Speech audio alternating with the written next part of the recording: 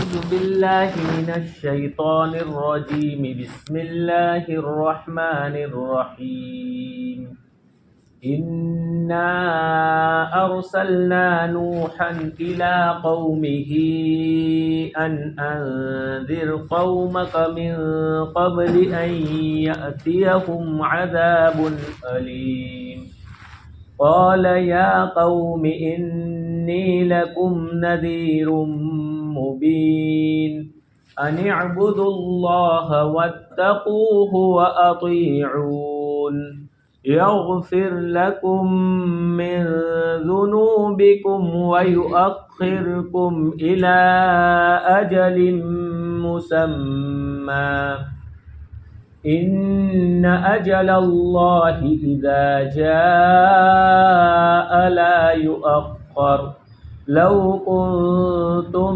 تعلمون۔ شروع اللہ کے نام سے جو بڑا مہربان سب پر رحم کرنے والا ہے۔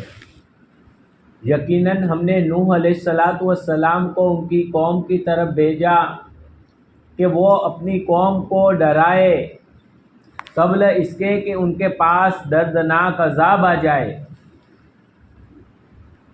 نوح علیہ السلام نے فرمایا، اے میری قوم، یقیناً میں تمہارے لیے واضح کھلم کھلا ڈرانے والا ہوں کہ تم اللہ کی عبادت کرو اور اسی سے ڈرو اور اس کی اطاعت کرو۔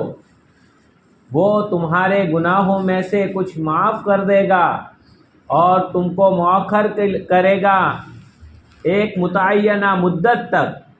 یقیناً اللہ تبارک و تعالیٰ کی مقرر کردہ مدت جب آ جاتی ہے تو وہ مؤخر نہیں ہوتی ہے، کاش کہ تم جانتے۔ دیکھیے، اس سے پہلے سورہ معارج، اس کے اندر اللہ سبحانہ و تعالیٰ نے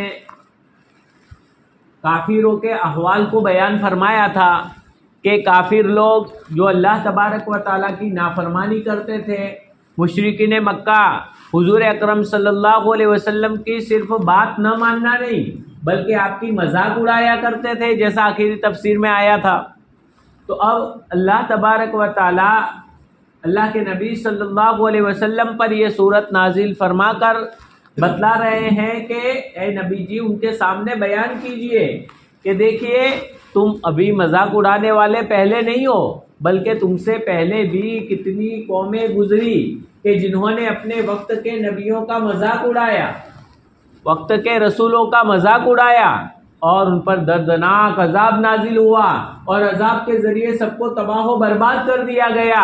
اگر تم بھی میری اطاعت نہیں کرو گے، میری فرما برداری نہیں کرو گے، ایک اللہ کو نہیں مانو گے اور شرک اور کفر میں مبتلا رہو گے تو تم پر بھی یہی دردناک عذاب نازل ہو سکتا ہے، اور آخرت میں بھی عذاب سخت ہوگا۔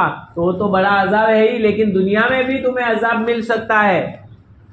تو یہ بتلانے کے لیے ان کو نوح علیہ السلام کا قصہ یہاں اس صورت کے اندر ذکر کیا گیا ہے، اور اس پوری سورت کا نام ہی نوح ہے۔ نوح علیہ السلام، ان کا نام بعضوں نے یشکر لکھا ہے۔ یہ نوح جو ان کا نام ہوا، نوح کے معنی ہے رونے والا، خوب رونا، انتہائی رونا، نوحہ کرنا اسی سے آتا ہے۔ جب کوئی مر جاتا ہے تو اس پر روتے ہیں نا، سر کٹتے ہیں، نہیں اس کو نوحہ کرنا کہ بھائی نوحہ کرنا جائز نہیں، لیکن یہ اللہ کے خوف سے بہت زیادہ روتے تھے اور اپنی قوم کی حالت کو دیکھتے ہوئے بہت زیادہ روتے تھے۔ اس سے دعوت و تبلیغ کا ایک انداز بھی سیکھنے ملتا ہے کہ صرف دعوت دے دیا یا جماعت میں نکل کر لوگوں کو ہم نے بات پہنچا دی، نہیں، ان کے لیے تنہائی میں دعائیں بھی مانگنی پڑے گی رو رو کر امت کے لیے۔ نوح علیہ السلام دعوت دیتے تھے، ان کو دھتکارا جاتا تھا، ان کو گالیاں دی جاتی تھی، ان کو دھکے مارے جاتے تھے، لیکن دوبارہ پھر آ کر اللہ تبارک و تعالیٰ سے ان کے لیے دعا فرماتے تھے۔ تو گویا ایک طرف دعا کرنا اور ایک طرف محنت کرنا تب جا کر رنگ لائے گا. اور اگر پھر بھی بات نہ مانے تو ہمیں مایوس ہونے کی ضرورت نہیں ہے، اس لیے کہ ہمیں تو اپنا اجر مل گیا، ہمیں جو اپنا اجر تھا وہ مل گیا. تو یہ نوح علیہ السلام خوب روتے تھے اپنی قوم کے لیے، لہٰذا ان کا لقب ہو گیا نوح، یعنی خوب رونے والا، اس لیے یہ ان کا لقب بن گیا. حضرت نوح علیہ السلام سیدنا آدم علیہ السلام ہم سب کے والد، ان سے 1200 سال بعد دنیا میں تشریف لائے. 1200 سال آدم علیہ السلام جب دنیا میں مبعوث ہوئے تو آپ کی اولاد ہوئی، اور ایک مدت تک اولاد اللہ تبارک و تعالیٰ کی فرما برداری کرتی رہی اور اس کے مطابق چلتی رہی. بیٹوں میں جو گناہ ہوا، حابیل قابیل، ایک نے گناہ کیا، لیکن اس کے بعد پھر صحیح ڈھنگ سے آدم علیہ السلام کے بتلائے ہوئے راستے کے مطابق چلنے لگے. اس کے بعد پھر اللہ تبارک و تعالیٰ نے شیش علیہ ادریس علیہ السلام کو مبعوث فرمایا. پھر شیش علیہ السلام مبعوث ہوئے، اور ان کے بعد پہلے شیش علیہ السلام، پھر اس کے بعد ادریس علیہ السلام، اور ان کے بعد پھر یہ نوح علیہ السلام. ادریس علیہ السلام اور شیش علیہ السلام جو تھے دونوں نبی تھے، اور قوم کی طرف بھیجا جانے والا رسول یہ سب سے پہلے حضرت نوح علیہ السلام. آدم علیہ السلام کے بعد سب سے پہلا اگر دنیا میں کوئی رسول آیا تو وہ حضرت نوح علیہ السلام تھے. ان سے پہلے نبی تھے. نبی وہ ہوتے ہیں جو اپنے سے پہلے نبی کے طریقے پر لوگوں کو چلاتے ہیں، لیکن ان کی کوئی مستقلاً شریعت نہیں ہوتی اور ان پر کوئی کتاب بھی آسمانی نازل نہیں ہوتی، تو ان کو نبی کہتے ہیں. اور رسول ان کو کہتے ہیں کہ جن پر آسمانی کتاب بھی نازل ہوتی ہے اور ان کی خود کی شریعت ہوتی ہے، تو ان کو رسول کہتے ہیں. تو گویا نوح علیہ السلام رسول تھے. ان کو اللہ تبارک و تعالیٰ نے ان کی قوم کی طرف بھیجا. آہستہ آہستہ قوم میں بگاڑ پیدا ہونے لگا اور قوم شرک کے اندر، بت پرستی کے اندر مبتلا ہو گئی. جب بت پرستی بڑھ گئی حد سے زیادہ تو اللہ تبارک و تعالیٰ نے نوح علیہ السلام کو، جو ادریس علیہ السلام اور پھر شیش علیہ السلام انہی کی اولاد میں سے ہی ہے، اور پھر آدم علیہ السلام آگے چل کے، بیچ میں کچھ دوسرے بھی نام ہیں، وہ نام چھوڑ کر میں صرف انبیاء کے نام دے رہا ہوں.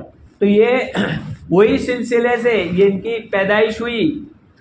اور نوح علیہ السلام کو اللہ تبارک و تعالیٰ نے حکم دیا کہ وہ اپنی قوم کو ڈرائے. اللہ تبارک و تعالیٰ فرماتے ہیں انا ارسلنا نوحا الی قومہ، یقیناً ہم نے نوح علیہ السلام کو ان کی قوم کی طرف بھیجا. کون سی جگہ؟ بعضوں نے آرمینیا کی جگہ بتلائی ہے، بعضوں نے عراق کی جگہ بتلائی ہے، الگ الگ مختلف جگہیں بیان کی ہے کہ کشتی جہاں پر ٹھہری تھی وہ آرمینیا کی جگہ تھی، اور بعضوں نے عراق وغیرہ کی جگہ بتلائی ہے کہ وہ اپنی قوم کو ڈرائے. انذر قومک، کہ آپ اپنی قوم کو ڈرائیے قبل اس کے کہ ان کے پاس دردناک عذاب آ جائے. اس کے ذریعے سے ایک پیغام دیا گیا ہے کہ جب پوری قوم اللہ تبارک و تعالیٰ کی نافرمانی میں مبتلا ہو جاتی ہے، اللہ تبارک و تعالیٰ کے نبی کے بتلائے ہوئے طریقے کے خلاف چلنے لگتی ہے، تو اللہ تبارک و تعالیٰ ان پر دنیا میں بھی عذاب نازل فرماتے ہیں. یہ اللہ تبارک و تعالیٰ کا دستور ہے. اتنا کہ پہلے زمانے میں جو عذاب آتے تھے تو عذاب کے ذریعے سارے لوگوں کو ہلاک کر دیا جاتا تھا، پوری قوم کو ہلاک کر دیا جاتا تھا، پوری بستی کو. اللہ کے نبی صلی اللہ علیہ وسلم کے مبعوث ہونے کے بعد اب یہ تو نہیں ہوگا کہ پوری بستی ہلاک ہو جائے، البتہ عذاب اللہ تعالیٰ کا آج بھی نازل ہوگا. چنانچہ کہیں سیلاب کی شکل میں، کہیں زلزلوں کی شکل میں زمین کو ہلا کر، اور کبھی کفار کی شکل میں کفار کا رعب قائم کر دینا، کفار سے پٹوانا مسلمانوں کو. یہ سب اللہ تبارک و تعالیٰ کا عذاب ہے. یہ بھی عذاب کی ایک قسم ہے کہ جب ہم نے شریعت کو چھوڑا، ہم نے دین کو چھوڑا، نبی کے طریقوں کو اپنی زندگی سے نکالا، تو اللہ تبارک و تعالیٰ کی طرف سے ہم پر عذاب نازل ہوا۔ یہی عذاب کی چپیٹ میں آج ہم لوگ آ رہے ہیں، اور وہی عذاب کی وجہ سے کبھی خوف طاری ہو جاتا ہے، انسان ڈر جاتا ہے، گھبرا جاتا ہے، کیا ہوگا، یہ کیا ہوگا، اب یہ ہو گیا۔ تو یہ ساری جو اللہ تبارک و تعالیٰ کی طرف سے مختلف طرح سے عذاب آتے ہیں، کبھی تو ہوا کی شکل میں، چاہے ڈیپر زون ہو یا کون سا ہو، طرح طرح کے کئی طرح کے آ گئے۔ تو اللہ تبارک و تعالیٰ جب حکم دیتے ہیں تو ہوا کا جھونکا بھی، سمندر کی موج بھی، طرح طرح سے بارش بھی، ہر چیز اللہ تبارک و تعالیٰ کے تابع ہے۔ اللہ تبارک و تعالیٰ نافرمانوں کو موت کے بعد تو عذاب دیں گے، لیکن دنیا میں بھی کبھی کبھی عذاب چکھاتے ہیں۔ گویا اس سے معلوم ہوا کہ اگر اللہ تبارک و تعالیٰ کی نافرمانی میں لگے رہے تو دنیا میں بھی عذاب آ سکتا ہے۔ انذر قومک، کہ اپنی قوم کو ڈرائے، من قبل ان یاتیہم العذاب، ان یاتیہم عذاب علیم، کہ ان کے پاس آ جائے دردناک عذاب، دردناک عذاب آ جائے، اس سے پہلے پہلے وہ اپنی قوم کو ڈرائے اور ان کو کہے کہ بھائی واپس آ جاؤ۔ قال یا قومی، جب اللہ تبارک و تعالیٰ نے حکم دیا تو نوح علیہ السلام نے اپنی قوم سے کہا، یا قوم انی لکم نذیر مبین، اے میری قوم یقیناً میں تمہارے لیے کھلم کھلا ڈرانے والا ہوں، اللہ تبارک و تعالیٰ کے عذاب سے ڈرانے والا ہوں۔ تم اللہ تعالیٰ کی فرما بردار بن جاؤ، اللہ تبارک و تعالیٰ کی فرما برداری کرنے لگو، ورنہ تم پر اللہ تبارک و تعالیٰ کا عذاب آئے گا۔ اور اگر تم فرما برداری کرو گے اور اللہ تبارک و تعالیٰ کی عبادت کرو گے، ان اعبدوا اللہ، کہ تم اللہ تعالیٰ کی عبادت کرو، یعنی جو میں طریقہ تمہیں بتلا رہا ہوں اسی طریقے کے مطابق تم اللہ سبحانہ و تعالیٰ کی عبادت کرو، اپنا من گھڑت طریقہ نہیں چلے گا۔ نبی نے جو طریقہ بتلایا اسی طریقے کے مطابق اللہ تبارک و تعالیٰ کی عبادت کریں گے تو وہ عبادت بنے گی، اور اگر اس طریقے کے مطابق نہیں کریں گے تو وہ عبادت نہیں بنے گی بلکہ گناہ کا باعث بنے گی۔ مثال کے طور پر نماز پڑھنا عبادت ہے، رکوع کرتا ہے آدمی، سجدہ کرتا ہے، قیام کرتا ہے، یہ عبادت ہے، لیکن نبی کا طریقہ چھوڑ دے، بغیر وضو کے آ کے نماز پڑھنے لگے تو حرام ہوگا اس کے لیے نماز پڑھنا، بغیر وضو کے نماز پڑھنا حرام ہوگا، گنہگار ہوگا۔ لہذا کیونکہ اس نے نبی کا طریقہ چھوڑ دیا، نماز پڑھ رہا ہے، ایک سجدہ چھوڑ رہا ہے جان بوجھ کر، نماز ہی نہیں ہوگی، بلکہ انجانے میں چھوٹ جائے تو بھی نماز نہیں ہوگی، بعد میں پتہ چلا سجدہ چھوٹ گیا، نماز دوبارہ دہرانی پڑے گی۔ تو نبی کا طریقہ چھوٹ گیا، ہم اپنے طریقے کے مطابق، یا کوئی سمجھے کہ سجدہ تو بہت اچھی چیز ہے، لاؤ 2-4 اور سجدے کر لے وے، تو 2 سجدوں کی جگہ 4 سجدے کر لے وے ایک رکعت میں، یا 5 سجدے کر لے وے، سجدے سہو لازم ہوگا، ورنہ نماز نہیں، نماز دہرانی پڑے گی۔ کیوں؟ اس نے نبی کے طریقے کو چھوڑ دیا۔ اب شیطان بیچ میں آ گیا، شیطان کو ذلیل کرنے کے لیے سجدہ سہو کیا جاتا ہے۔ تو طریقہ نبی کریم صلی اللہ علیہ وسلم کا، یعنی اس زمانے میں وقت کے نبی کا طریقہ، اس لیے انہوں نے کہا کہ تم اللہ تبارک و تعالیٰ کی عبادت کرو، واتقوہ، اور اس سے ڈرو، اللہ تبارک و تعالیٰ کا ڈر، اللہ تبارک و تعالیٰ کا خوف، تقوی اپنے دل کے اندر رکھو، اور تقوی کے ساتھ اللہ تبارک و تعالیٰ کی عبادت کرو۔ وَأَطِيعُونِي، اور میری اطاعت کرو، میں جس انداز سے کہتا ہوں اس انداز سے اللہ تبارک و تعالیٰ کی عبادت کرو۔ تو کیا ہوگا نتیجہ؟ اللہ تبارک و تعالیٰ کی مانیں گے، نہیں مانیں گے تو عذاب آئے گا، وہ آگے ذکر کیا، اور اگر مانیں گے اس طرح تو کیا ہوگا؟ یغفر لکم من ذنوبکم، اللہ تبارک و تعالیٰ تمہارے گناہوں کو معاف فرما دیں گے، اللہ تبارک و تعالیٰ تمہارے گناہوں کو معاف فرما دیں گے۔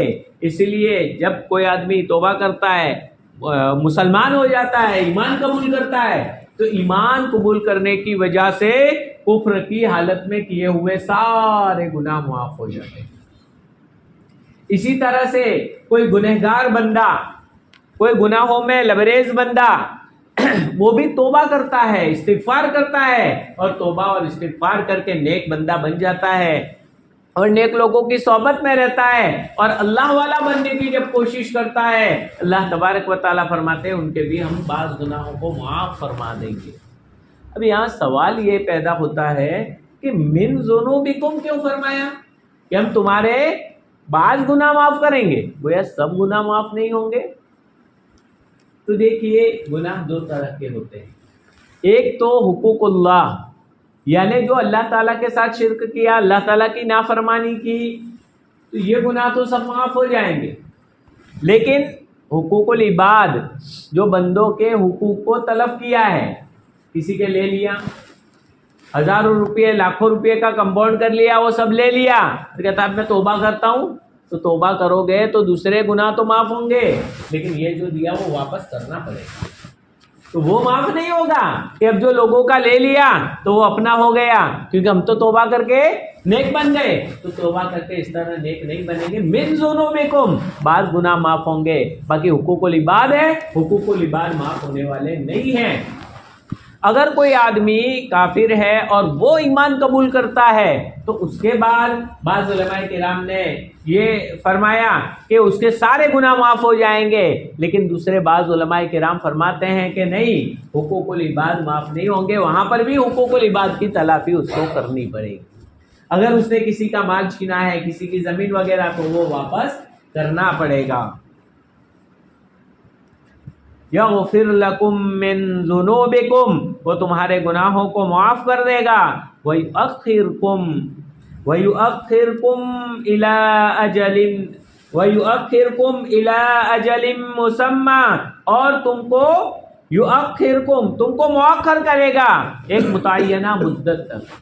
دیکھیے ہر انسان کی ایک مدت متعین ہے، موت کا وقت متعین ہے کہ یہ وقت آئے گا تو انسان کو مرنا ہی مرنا ہے، چاہے وہ مرنا چاہے یا نہ چاہے، چاہے بڑے سے بڑا ڈاکٹر ہی کیوں نہ ہو، یا پوری دنیا کے سارے اسباب اس کے پاس کیوں نہ ہو، ساری دنیا کی دولت اس کے پاس کیوں نہ ہو، وقت آئے گا تو وقت مقررہ پر دنیا سے ہر ایک کو جانا ہے، چاہے وہ بڑے سے بڑا مالدار ہو، بڑا بادشاہ ہو، یا کوئی عالم مفتی ہو، یا کوئی عام آدمی ہو، کوئی بھی ہو، ہر ایک کو موت وقت مقررہ پر آنی ہے۔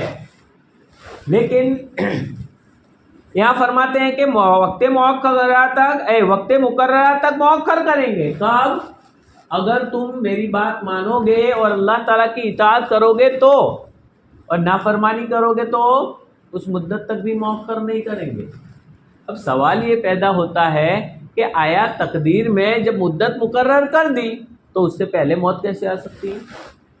اس سے پہلے تو موت نہیں آ سکتی نا۔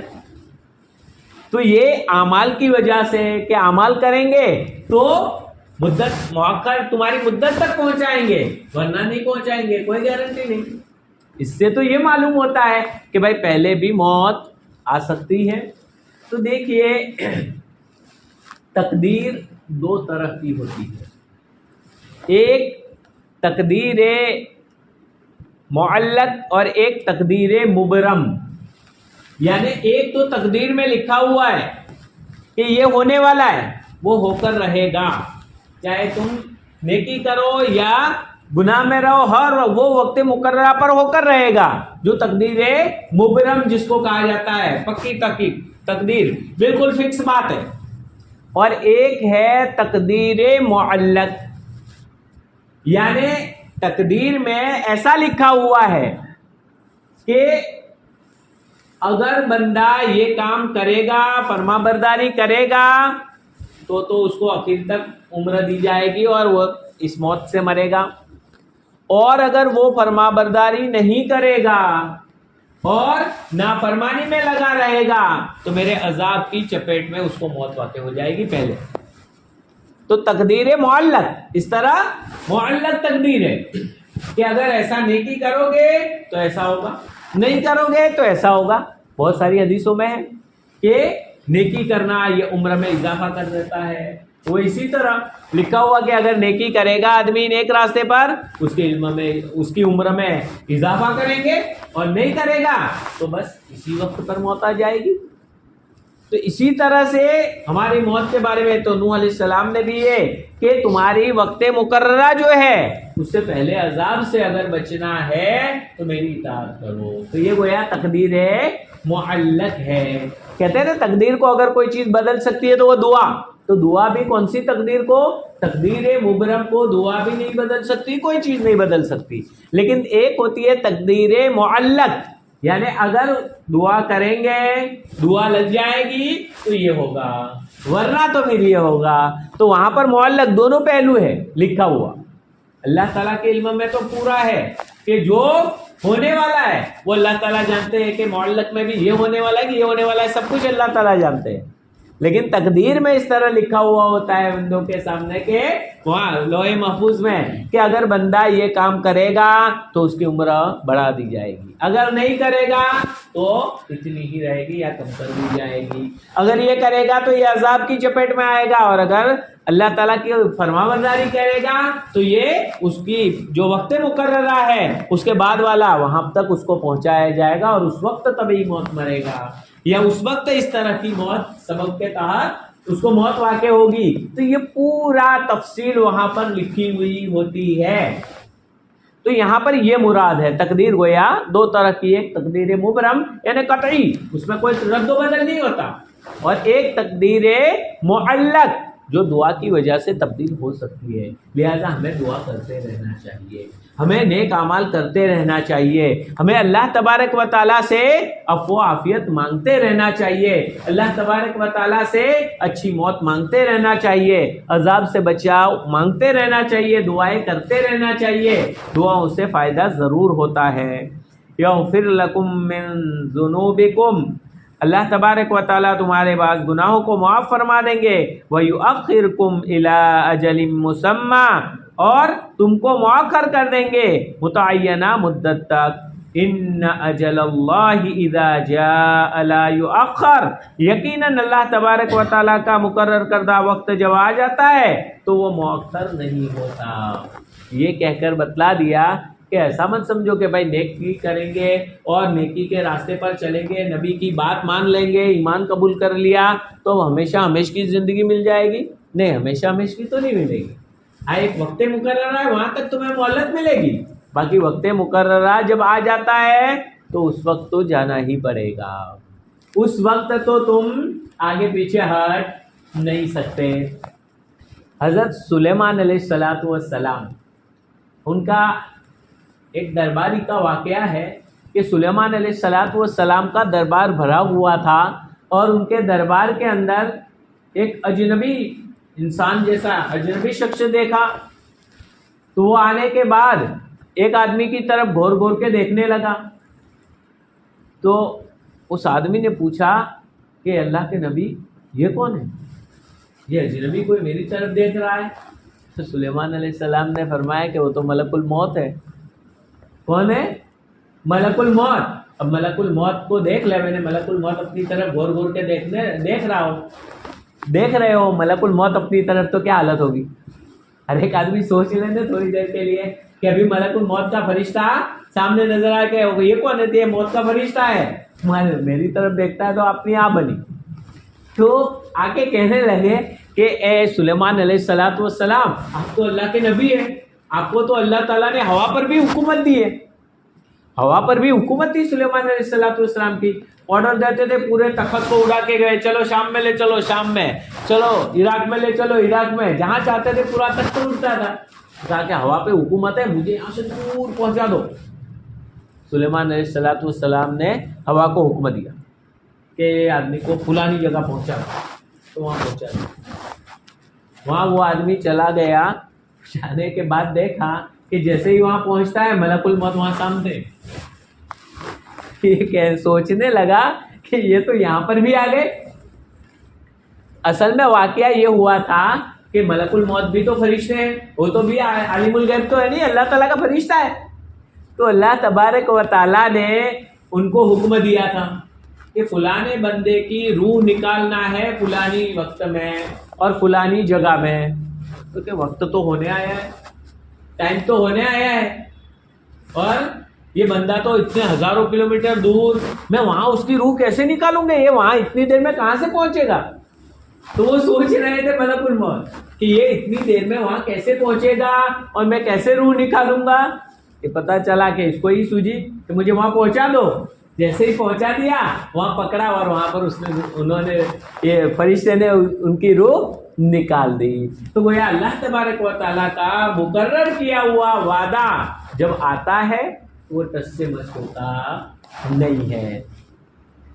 شداد نے جنت تو بنوا دی تھی، لیکن وہاں پہلے پگتیے پر پاؤں رکھا کہ میں جا کر اپنی جنت کو دیکھوں۔